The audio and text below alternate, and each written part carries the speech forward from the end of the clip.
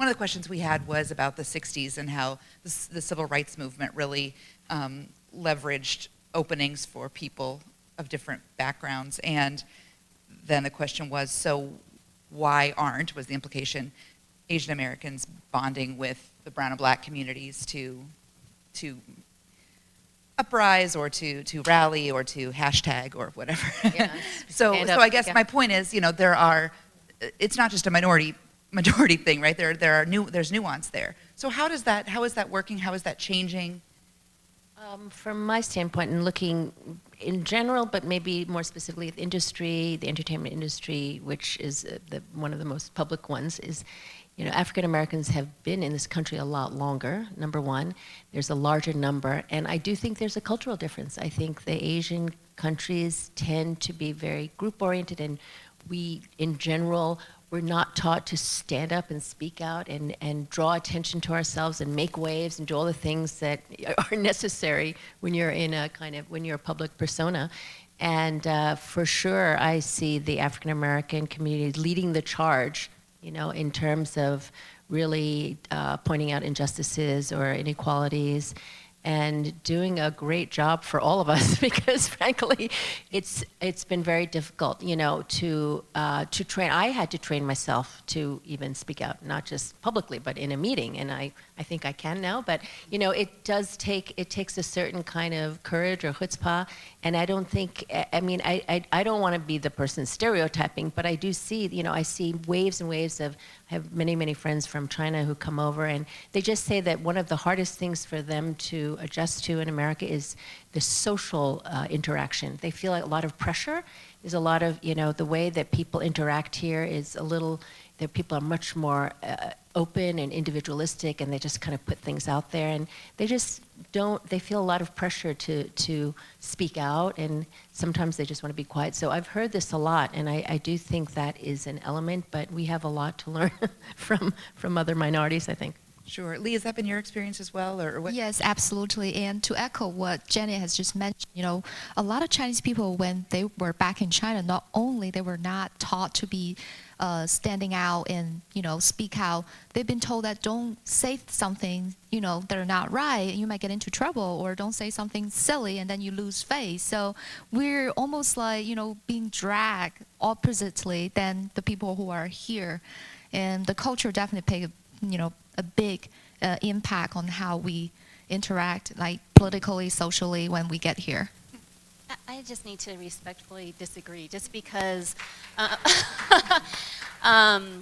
So not only am I a historian, but I also follow a lot of and participate in a lot of social movements. So Asian Americans have been active from the very beginning in challenging discrimination and protesting for equality, not just for themselves, but across the group. So we can go back all the way to the 19th century with Chinese Americans and Chinese immigrants protesting against foreign miners tax, or the reason why we all have birthright citizenship in the United States today is not only because of the 14th Amendment that got extended to African Americans, but because a Chinese American named Wong Kim Ark took his case all the way to the U.S. Supreme Court, and that court ruled that a citizen is anybody born in the United States. So this is one of the challenges that I feel, as you can tell, feel really passionately about, is that we just don't know our history, and then we let that misperception, that narrative, get repeated over and over again. And we can even go back to more recent times where Asian Americans, marched with Martin Luther King. They protested against the Vietnam War.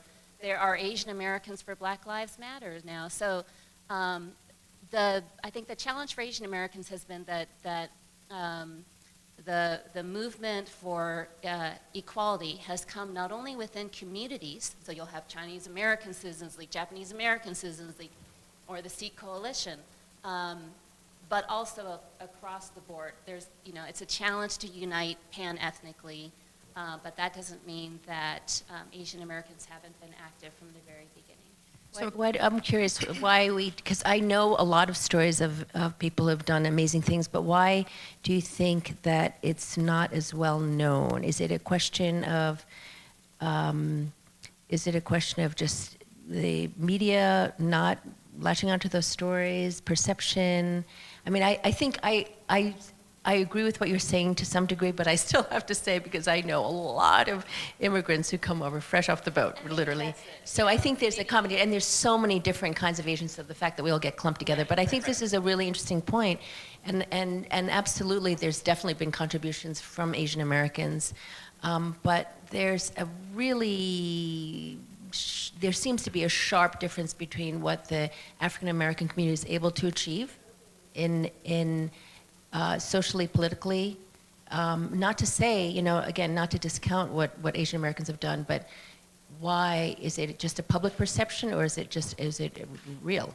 I think it's definitely a public perception because and what the consequences there are. So, you know, Asian Americans are the reasons when there is media attention on us, it's because we succeeded the right way. We followed the rules, you know, and that has always been the roots of the model minority. We were pitted against African Americans protesting in the streets. We were the ones who, you know, were quietly working towards the American dream and following orders. So I think there's definitely the media perception. But I also think that maybe it's not a cultural thing, that it's a Chinese way or an Asian way, but perhaps it's being a newcomer in the United States that, you know, I know that when I'm abroad, you know, I'm walking on eggshells. I don't know the rules. I don't know what's right to say or what's not right to say. So it could be that because the Asian American population is a majority foreign-born now, which has, you know, totally changed since 1965, perhaps, you know, a new generation is still finding its legs. So, you know, there's that. But I always feel a little uncomfortable pinning it on culture.